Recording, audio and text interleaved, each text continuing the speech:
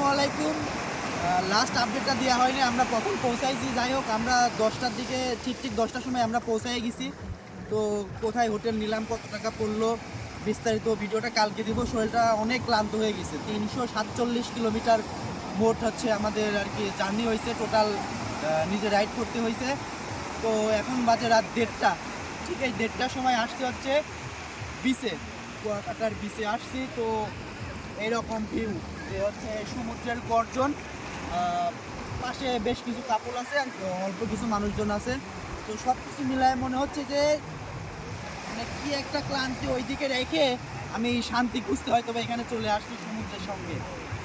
তো আপনাদের রাতে এরকম দৃশ্য পেতে চান, অবশ্যই কুয়াকাটা আসতে পারেন।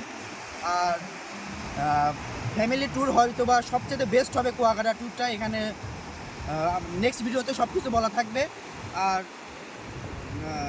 আমাদের জন্য দোয়া করেন, আমরা যেন সেফলি কালকের দিন পরশু দিন থাকবো, তারপরে আর কি যাবো। সব কিছু মিলিয়ে যেন সুন্দরভাবে যেন আমরা এখান থেকে বের হইতে পারি, তার জন্য দোয়া চাই। এবং পেজটিকে ফলো দিয়ে সবসময় পাশে থাকবেন। আসসালামু আলাইকুম।